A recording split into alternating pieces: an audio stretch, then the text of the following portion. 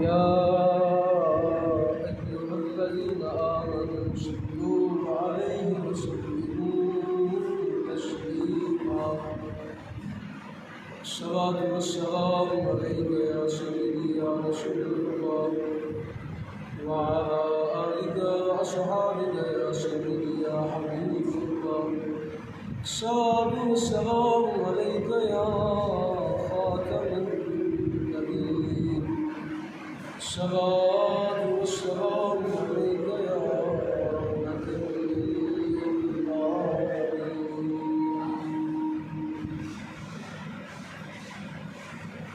الله أكبر الله أكبر لا إله إلا الله الله أكبر الله أكبر ولله الحمد الله أكبر الله أكبر لا إله إلا الله الله أكبر الله أكبر ولله الحمد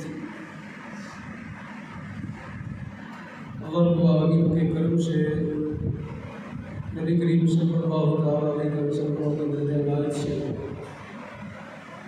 اللہ پاک نے سرکار دو عالم کی امت کو اس سال پھر حج بیت اللہ نصیب فرمایا، ایام تشریق عطا فرمائے، اور آج ایام نحر کا یعنی قربانی کے دن کا آغاز ہو رہا ہے۔ بیرون ملک جو لوگ بستے ہیں مقیم ہیں ان کی قربانی کل سے شروع ہو چکی ہے۔ پاکستان کے اندر الحمدللہ آج 10 ذی الحجہ ہے اور سنت ابراہیمی کی ادائیگی کے لیے آج مسلمان جو ہے وہ پر العالمین کو حضور اپنی یہ بندگی اور عبادت پیش کریں گے۔ دعا گو اگر العالمین ہم سب کو اپنی بارگاہ سے دارین کی سعادت مندی عطا فرمائے، اور جملہ جتنے بھی احباب قربانیاں کر رہے ہیں اللہ پاک سب کی قربانیاں اپنی بارگاہ میں قبول فرمائے، اور سلامتی عطا فرمائے۔ جو قربانیاں کرنے والے ہیں اللہ پاک ان کو کسی بھی بلا اور آفت سے محفوظ فرمائے، اور خیر و عافیت کے ساتھ یہ سارے معاملات پائے کہ امید تک ہو۔ یہ جو قربانی ہے یہ حضرت ابراہیم اور نبی کریم صلی اللہ تعالیٰ علیہ وسلم علیہ السلام کی ایک سنت مبارکہ ہے جس کو مسلمان بڑے شوق سے ادا کرتے ہیں، اور یہ جان کا نذرانہ ہے، یہ انسان کی جان کا نذرانہ ہے۔ جانور کو اس کے قائم مقام پر آیا گیا،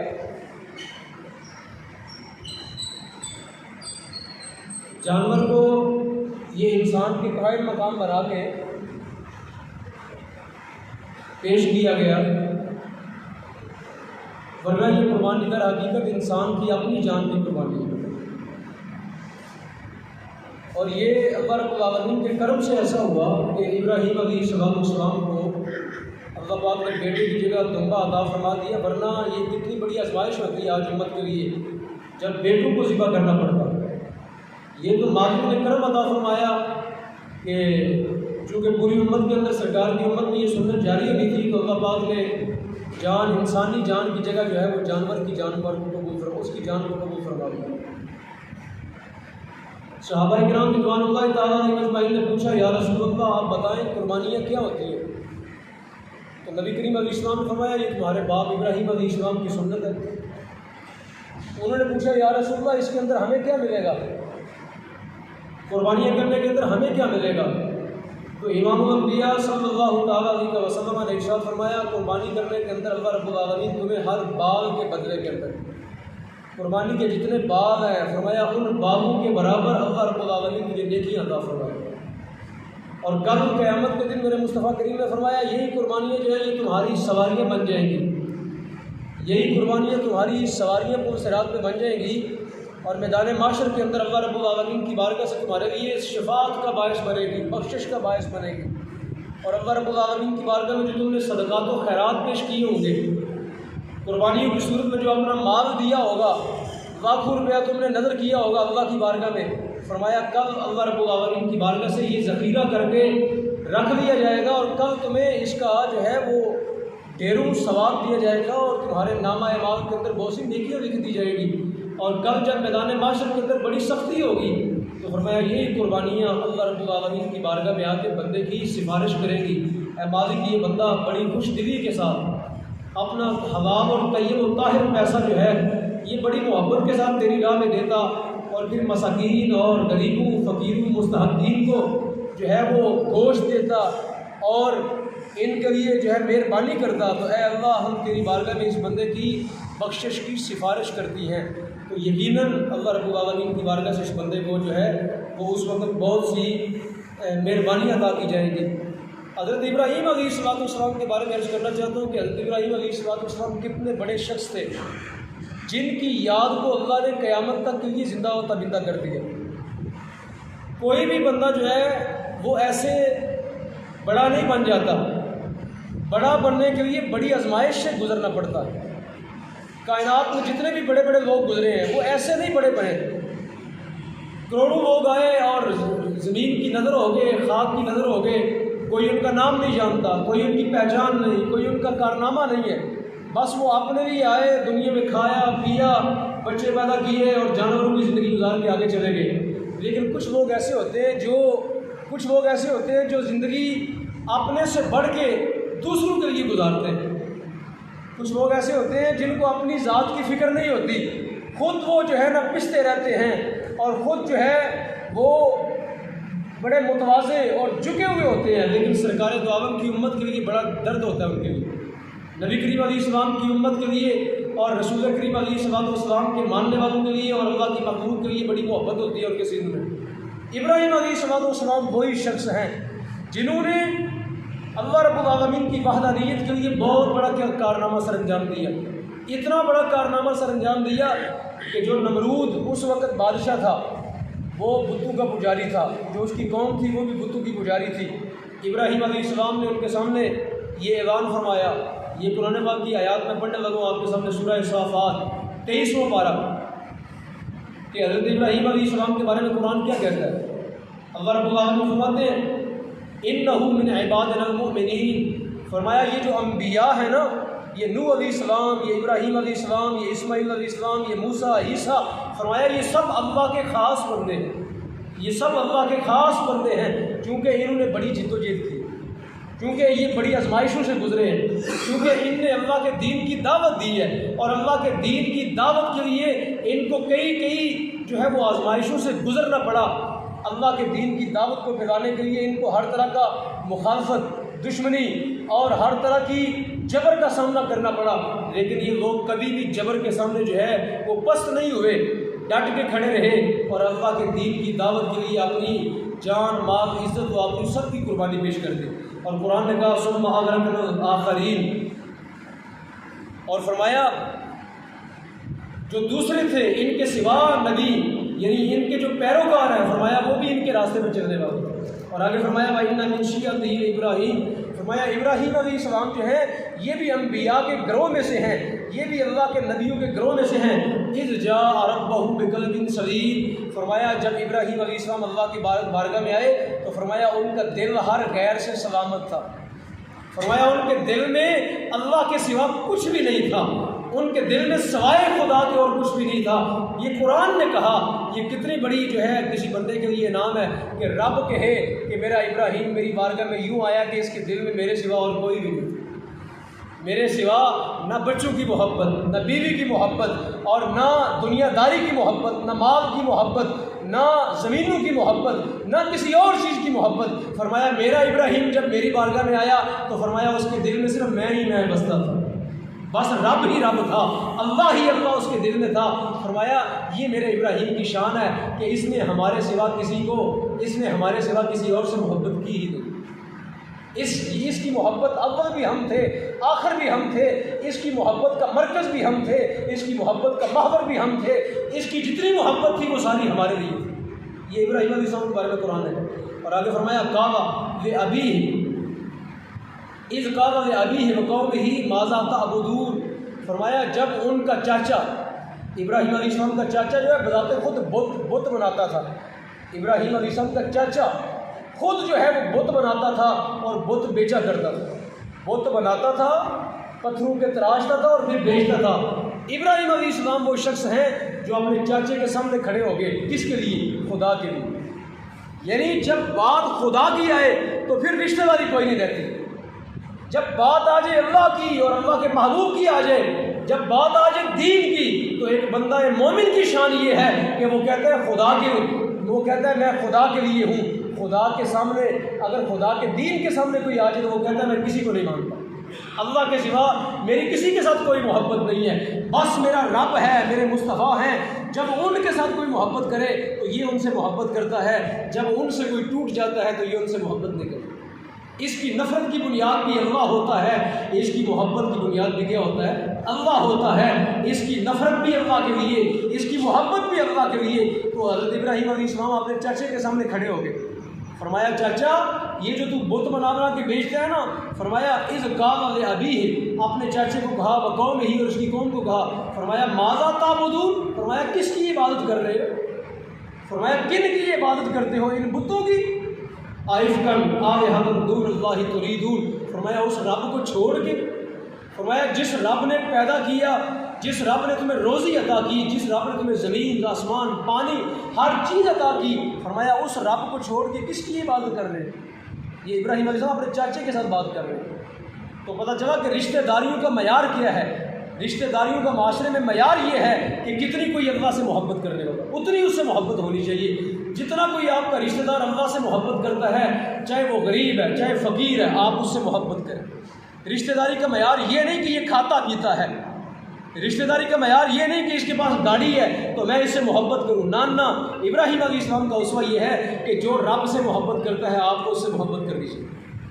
اور آگے فرمایا آئفکن آلہۃ دون اللہ تریدون، فرمایا فما ظنکم برب العالمین، فرمایا اس رب کے بارے میں کیا گمان ہے؟ ان بتوں کو تو سجدے کرتے ہو، تو فرمایا اس رب کے بارے میں تمہارا کیا گمان ہے جس رب نے تم کو پیدا کیا، جس رب نے تمہیں ہر نعمت سے نوازا، فرمایا اس رب کے بارے میں تمہاری کیا سوچ ہے؟ فنظر نظرۃ فی النجوم، وہ اس قوم کا ایک میلہ لگتا تھا، سوانہ ان کا ایک میلہ ہوتا تھا، وہ ساری قوم نکل جاتی، جا کے باہر میلہ بناتی، خوشیاں مناتی، جس طرح آج میلے لگتے ہیں اور لوگ نکل جاتے ہیں اور جا کے وہاں عیاشیاں کرتے ہیں، آج بھی جاری و ساری ہیں۔ تو یہ میلے ٹھیلے جو ہے نا، یہ اسلام کے اندر جائز نہیں ہے، جن کے اندر عیاشیاں کی جائیں، یہ موت کے کنویں لگے ہوئے ہیں، یہ خسرے ناچ رہے ہیں، یہ ہو رہا ہے، یہ ہو رہا ہے، یہ اسلام میں جائز نہیں ہے۔ تو وہ قوم جو ہے وہ نکل گئی، انہوں نے کہا تم بھی ہمارے ساتھ چلو، آؤ میلے پہ چلو۔ تو ابراہیم علیہ السلام نے فرمایا فنظرۃ فی النجوم، آپ نے ستاروں کو دیکھا، ایسے آسمان کی طرف نظر اٹھائی، فقال انی سقیم، فرمایا میں بیمار ہوں، فرمایا میں بیمار ہوں، میں تمہارے ساتھ نہیں جا سکتا۔ بیمار سے مراد کیا تھی؟ فرمایا میں بیمار ہوں، کس کا؟ اللہ کی محبت کا بیمار ہوں۔ فرمایا میں رب کی محبت کا بیمار ہوں، میرا تمہارے ساتھ کیا لینا دینا؟ تم بتوں کے پجاری، میں اللہ کی محبت میں غرق ہونے والا شخص، میں اللہ کی محبت میں بیمار ہوں، مجھ کو عشق خدا لگ گیا ہے، مجھ کو عشق خدا کی بیماری لگ گئی ہے۔ فرمایا میرا تمہارے ساتھ کیا تعلق ہے کہ میں تمہارے میلوں میں جاؤں، تمہارے بتوں کے سامنے جاؤں؟ فرمایا میں تو نہیں جاتا تمہارے ساتھ۔ فتولوا عنہ مدبرین، انہوں نے ابراہیم علیہ السلام کو چھوڑا اور خود نکل کے میلے پر۔ آگے کیا ہوا کیا پیچھے؟ جب وہ ساری قوم میلے کے اوپر نکل گئی، جا کے وہاں جو ہے وہ جس طرح لوگ کرتے ہیں، کھیلتے کودتے ہیں، یشیاں کرتے ہیں، فراغ الی آلہتہم، حضرت ابراہیم علیہ السلام گئے ان کے بتوں کے پاس، ان کے بت خانے میں گئے، جو شاہی بت خانہ، بادشاہ کا بت خانہ بنا ہوا تھا، وہاں گئے اور جا کے بتوں کو کیا کہا؟ ذرا سنیے اور اپنے ایمان کو تازہ کیجیے۔ قرآن کیا کہتا ہے کہ یہ قربانیاں جو ہیں یہ ایک بامقصد عبادت ہے۔ قربانیاں یہ نہیں کہ بس چھری چلائی، گوشت کھایا اور بس ختم۔ قربانی کا مطلب ہے در حقیقت اپنی ذات پہ چھری چلانی، اپنی وہ خواہش جس خواہش کا بندہ پیروکار ہوتا ہے اور وہ خواہش جائز نہیں ہوتی، ان خواہشوں کو قربان کرنے کا نام قربانی ہے، ان خواہشوں کو ذبح کرنے کا نام قربانی ہے۔ آپ بے شک جانور کے گلے پہ قربانی کی چھری چلا دے، بعد میں آپ زنا کرتے رہے، چوریاں کرتے رہتے، یہ کیا قربانی ہے؟ قربانی تو یہ ہے کہ آپ نے اللہ کی محبت میں سب بری چیزوں کو چھوڑ دیا۔ ابراہیم علیہ السلام وہ بت خانے کے اندر گئے، جا کے بتوں کو سامنے مخاطب کر کے پتہ کیا کہا؟ فرمایا فقال الا تاکلون، ایسے آپ نے کوئی چیز پکڑی کھانے کے لیے، ان کے سامنے کی، فرمایا کھاتے کیوں نہیں؟ بتوں کے سامنے چیز پکڑی اور ان کے منہ میں رکھی، فرمایا کھاتے کیوں نہیں؟ اگر تمہارے اندر جان ہے، تمہارے بارے میں لوگوں کا دعویٰ یہ ہے کہ یہ خدا ہیں، تو فرمایا خدا تو وہ ہوتا ہے جو قادر ہوتا ہے، خدا تو وہ ہوتا ہے جو کیا ہوتا ہے؟ خدا تو وہ ہوتا ہے جس میں قدرت ہوتی ہے، خدا تو وہ ہوتا ہے جو ہر کام پہ قادر ہوتا ہے، ہر اچھے کام پہ۔ تو فرمایا الا تاکلون، کھاتے کیوں نہیں؟ انہوں نے کیا کھانا تھا؟ بت کیا کھاتے؟ یعنی مراد یہ تھی کہ ان کو شرمندہ کرنا۔ مراد کیا تھی ان کو؟ ایک بندہ گونگا ہو تو بندہ گونگے کو کہ بولتے کیوں نہیں؟ مطلب کیا ہوتا ہے؟ اس کو شرمندہ کرنا، یا اس کو یہ کہنا کہ بھائی تیرے اندر یہ صلاحیت ہی نہیں ہے، تیرے اندر یہ کیا ہے۔ آگے فرمایا ما لکم لا تنطقون، بتوں کو مخاطب کر کے کہا، فرمایا میرا جواب کیوں نہیں دیتے؟ فرمایا مجھ سے بات کیوں نہیں کرتے؟ تمہارے بارے میں دعویٰ یہ ہے کہ یہ خدا ہیں، تو تمہیں تو بولنا بھی نہیں آتا، تم تو گونگے ہو، تم تو کھا بھی نہیں سکتے، تم تو ایک انسان سے بھی گرے ہوئے ہو۔ انسان کھا تو لیتا ہے، انسان پی تو لیتا ہے۔ فرمایا کتنی بڑی بد نصیبی ہے، جو کھاتا ہے، جو پیتا ہے، جو بولتا ہے، وہ ان گونگوں کو سجدے کرتا ہے۔ مطلب یہ کہ شرمندہ کرنا تھا کہ اے انسانوں تم کھاتے ہو، تم پیتے ہو، اور یہ بت نہ کھاتے ہیں نہ پیتے ہیں، کچھ بھی نہیں کرتے، اور تم ان کو سجدے کرتے ہو، تم ان کو کیا کرتے ہو؟ تو فرمایا کھاتے کیوں نہیں، بات کیوں نہیں کرتے؟ فراغ علیہم ضربا بالیمین، جب آپ نے ان کو ساری باتیں کر دی نا تو آپ نے کلہاڑا اٹھایا، ایک بہت بڑا کلہاڑا اپنے ساتھ لے کے گئے تھے۔ فراغ علیہم ضربا بالیمین، قرآن کہتا ہے دائیں ہاتھ کے ساتھ وہ سارے بت آپ نے توڑ دیے۔ یہ ابراہیم علیہ السلام جو ہے نا ان کا طریقہ کہ اللہ کی توحید کے لیے، اللہ کے دین کے لیے کفر سے لڑ پڑنا، اللہ کے دین کے لیے، اللہ کے دین کے لیے جو ہے وہ ظلم سے لڑ پڑنا، اللہ کے دین کے لیے کفر کو للکار دینا۔ ادھر نمرود پوری دنیا کا بادشاہ، ادھر ابراہیم علیہ السلام نے ہتھے اور اس کے سارے بتوں کو کلہاڑے کے ساتھ توڑ دیے، سارے بت اس کے چور چور کر دیے۔ فَأَقْبَلُوا إِلَيْهِ يَزِفُّونَ، جب ان کو پتہ چلا کہ پیچھے ایک بندے نے بت توڑ دیے، وہ دوڑے پیچھے کی طرف کہ ہمارے خداؤں کو کسی بندے نے توڑ دیے۔ اب کتنی بیوقوفی ہے کہ خدا وہ ہوتا ہے جو ہر بندے کو بچاتا ہے، مصیبت سے بچاتا ہے۔ ان کے خدا خود ٹوٹ رہے ہیں، ان کے خدا کیا ہو رہے ہیں؟ خود جو ہے وہ اتنے بے بس ہیں کہ اپنے آپ کو نہیں بچا پا رہے۔ ابراہیم علیہ السلام ان کو مار رہے تھے اور ساتھ میں کہہ رہے تھے کہ تم خدا ہو، تمہارے اندر تو یہ قدرت نہیں کہ میرے کلہاڑے کو روک سکو۔ قال اتعبدون ما تنحتون، جب وہ واپس آئے تو ابراہیم علیہ السلام نے فرمایا کن کی عبادت کرتے ہو؟ ما تنحتون، فرمایا ان کی عبادت کرتے ہو جو تم نے اپنے ہاتھوں سے تراشے ہوئے، ان کو پوجتے ہو جن کو اپنے ہاتھوں سے تم نے خود تراشا ہوا ہے۔ وہ تو کیوں پتھر ہوتا ہے نا، اس پتھر کو کیا کرتے ہیں؟ تیسے کے ساتھ رگڑتے ہیں، کبھی اس میں کوئی چیز چلاتے ہیں، تو بھلا تمہارا بت کیسے تمہارے خدا ہیں جن پر تم کلہاڑے چلاتے ہو؟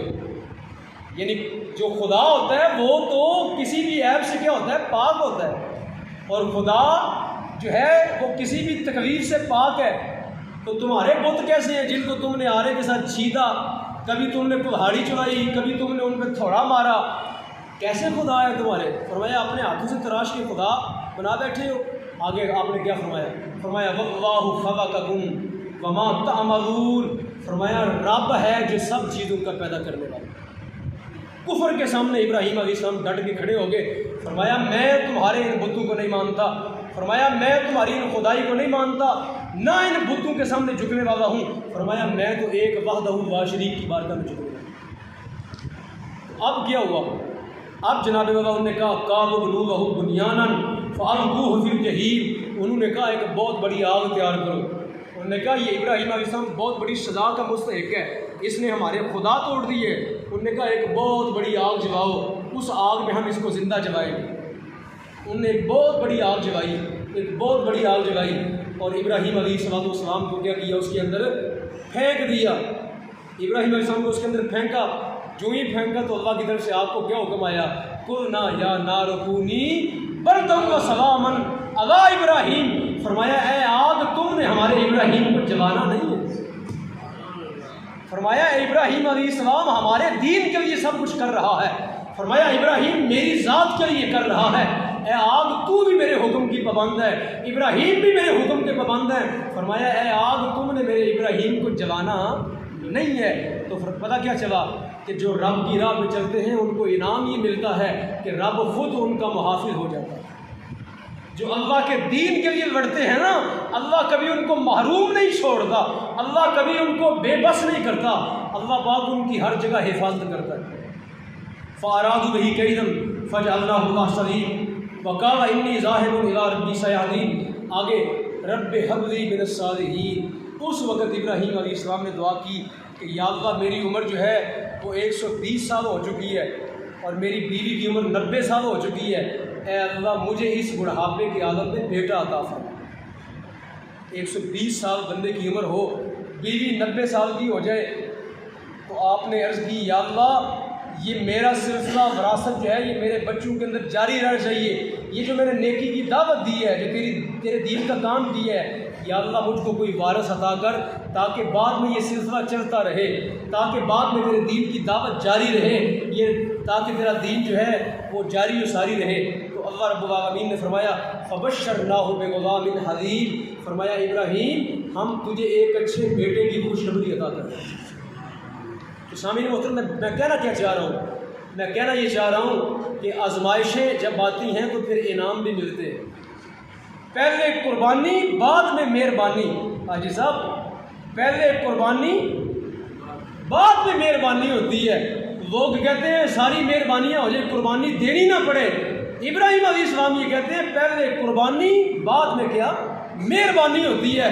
بندے جو ہیں وہ نماز پڑھتے نہیں، بندے جو ہیں وہ رزق حلال کا اہتمام کرتے نہیں، جرم پہ جرم کرتے ہیں اور پھر کہتے ہیں یا اللہ ہمارے اوپر مہربانیاں ہو جائے، یا اللہ ہمیں جنتی کر دے، یا اللہ ہمیں بیٹے عطا کر دے، یا اللہ ہمیں اولادیں عطا کر دے۔ تم رب کی بارگاہ میں جھکتے کیوں نہیں؟ تم سجدے کیوں نہیں کرتے؟ تم اللہ کے نام پہ صدقات و خیرات کیوں نہیں کرتے؟ تم اللہ کے نام پہ جو ہے وہ تسبیحات کیوں نہیں پڑھتے؟ پہلے رب کو اپنا پیش تو کرو، پہلے قربانی دو پھر بعد میں مہربانی ہو۔ سنت یہی ہے ابراہیم علیہ السلام کی کہ پہلے آگ میں ابراہیم علیہ السلام گرے اور بعد میں کہا یا اللہ بیٹا عطا کر۔ اور آگے کیا ہوا؟ فلما بلغ معہ السعی، جب بیٹا چلنے پھرنے کے قابل ہوا، جب بیٹا کیا ہوا چلنے پھرنے کے قابل ہو گیا، قال یا بنی، تو فرمایا ہے میرے بیٹے انی ارا فی المنام، فرمایا میرے بیٹے میں نے خواب دیکھی ہے۔ میں نے کیا دیکھی ہے؟ کیا؟ انی اذبحک، انی یہ میں قرآن پڑھ رہا ہوں، انی اذبحک، میری بات سمجھ آ رہی ہے نا کیا کروں؟ انی اذبحک، اے میرے بیٹے میں تم کو ذبح کرتے خواب میں دیکھا ہے، میں نے خواب میں تم کو ذبح کر رہا ہوں، یہ میں نے خواب دیکھی ہے کہ اپنے بیٹے کے گلے پہ چھری چلا رہا ہوں۔ تو فرمایا فانظر ماذا ترا، بات سننے والی ہے، تڑپ جائیں گے۔ فانظر ماذا ترا، پوچھا بیٹا تیری کیا رائے ہے؟ آج کا بیٹا ہوتا تو پتہ نہیں آگے سے کیا کہتا، کتنا فرما بردار تھا اسماعیل علیہ السلام، کتنے فرما بردار تھے۔ اقبال نے کہا یہ مکتب کی کرامت کس نے سکھائے اسماعیل کو آداب فرزندی، یہ فیضان نظر تھا یا مکتب کی کرامت؟ اقبال کہتا ہے یہ مدرسے میں پڑھا تھا بچہ یا یہ نظر کے ساتھ فیض آیا تھا؟ فرمایا مدرسے میں پڑھا ہوتا تو تب کہتا نا ابا جی میں نہیں ذبح ہونا۔ فرمایا یہ نظر کی کرامت، یہ کیا تھی؟ یہ نظر کی کرامت تھی، یہ ابراہیم علیہ السلام کی تربیت کا فیض تھا کہ جب بیٹے سے پوچھا بتا بیٹا تیری کیا رائے ہے، میں نے تمہیں ذبح کرتے دیکھا ہے، تو آگے سے پتا بیٹا کیا کہتا ہے؟ قرآن کیا کہتا ہے؟ قرآن کہتا ہے یا ابا تفعل ما تؤمر، اے میرے ابا جان آپ وہی کیجئے جس کا رب نے آپ کو حکم دیا۔ اقبال کہتا ہے یہ مکتب یہ فیضان نظر تھا، یہ مکتب کی کرامت سکھائے کس نے اسماعیل کو آداب فرزندی۔ یہ آداب فرزندی کہاں سے آتے ہیں؟ جب بچوں کی تربیت جو ہے وہ اللہ اس کے رسول کے دین کے مطابق ہوگی، جب بچوں کے سامنے ماں باپ اور جو ان کے رشتہ دار ہیں جب ان کی تربیت قرآن و سنت کے مطابق کریں گے تو کل جو ہے بیٹے بھی اسماعیل جیسے پیدا ہوں گے، کل جو ہے تربیت جو ہے وہ ایسی ملے گی جب گھر سے، تو پھر جو ہے نا وہ بیٹا بھی بہت بڑا کائنات کا آدمی ہوگا۔ جب اپنے گھر سے تربیت اچھی ملے گی تو بیٹا بھی شاندار ہوگا اور زمانے کے اندر وہ ایک بڑی شخصیت ہوگا۔ تو اپنے بچوں کی تربیت یوں کریں کہ والدین کے سامنے فرما بردار ہو۔ آگے فرمایا ستجدنی، حضرت اسماعیل نے کیا کہا؟ فرمایا ستجدنی انشاءاللہ من الصابرین، اے میرے والد گرامی آپ چھری چلائیں یہاں پہ، انشاءاللہ مجھ کو صبر کرنے والا پائیں۔ इंशाअल्लाह मुझको सब्र करने वाला पाएंगे। तो सामईन मोहतरम, जब बाप इतना अजीम शख्स हो और जब बेटा इतना अजीम शख्स हो तो फिर नाम तो क़यामत तक ज़िंदा रहते हैं ना। नाम ज़िंदा रहते हैं तब रहते हैं जब कुर्बानियाँ दी जाएं। बाप को अल्लाह ने कहा ज़िबा करो, और बाप बेटे को कहता है मैं ज़िबा तुम्हें कर रहा हूँ। बाप भी कहता है या अल्लाह तेरी रज़ा पे राज़ी, बेटा भी कहता है या अल्लाह तेरी रज़ा पे राज़ी। तो फिर क़यामत तक नाम तो ज़िंदा होगा ना। अगर इतना फर्माबरदार बच्चा हो और इतना फर्माबरदार बाप हो तो फिर अल्लाह कभी नाम मिटने देता है ऐसे लोगों का? ऐसे लोगों के नाम मिट जाते हैं? ऐसे लोगों के नाम नहीं मिटते। जो अल्लाह के नाम पे मरते हैं, मिटते हैं, जो मुस्तफ़ा की मोहब्बत में, जो मुस्तफ़ा की ख़त्म नबूवत में मिटते हैं ना, रब फिर उनको ज़माने से मिटने नहीं देता। तो शामिल मोहतरम, अल्लाह के दीन से वफ़ादार हो जाएं। मर भी जाएंगे तो आपकी खाक भी ज़िंदा रहेगी, मर भी जाएंगे तो आपकी यादें ज़िंदा रहेगी। वरना करोड़ों लोग आए और कब्रों की नज़र हो गए, लोग उनकी कब्रें भी नहीं जानते। और कुछ वो हैं जिनकी कब्रों में आज भी चिराग जल रहे हैं, कुछ वो हैं जिनकी कब्रों पे हर वक्त रौनक लगी है। क्यों? इसलिए कि उन्होंने कुर्बानी दी और फिर अल्लाह ने उन पर मेहरबानी की। कुर्बानी दी और क्या हुई? फिर मेहरबानी हुई। तो सामईन मोहतरम, फलम्मा अस्लमा वतल्लहु लिलजबीर, दोनों बाप और बेटे ने रब की बारगाह में सर झुका दिया। वतल्लहु लिलजबीर, और इब्राहीम अलैहिस्सलाम ने अपने बेटे को लटा दिया ज़मीन पे। वनादैनाहु अय्या इब्राहीम, जब बेटे को लटा दिया और छुरी रख दी गले पे, तो कुरान ने आगे क्या कहा? कुरान ने कहा कद सद्दक़तर रुया। कुरान ने कहा इब्राहीम तू बड़ा ही सच्चा आदमी है। ए इब्राहीम तुम बड़े ही सच्चे आदमी हो, जो हमने कहा तूने एक लम्हे की देर नहीं की। कद सद्दक़तर रुया, तूने तो ख्वाब को सच कर दिखाया। इन्ना कज़ालिका नजज़िल मुहसिनीन, ए इब्राहीम देखना तुमने हमारे नाम पे कुर्बानी दी है। फरमाया देखना अब हम क़यामत तक तुम्हें जज़ा कैसी अदा करें।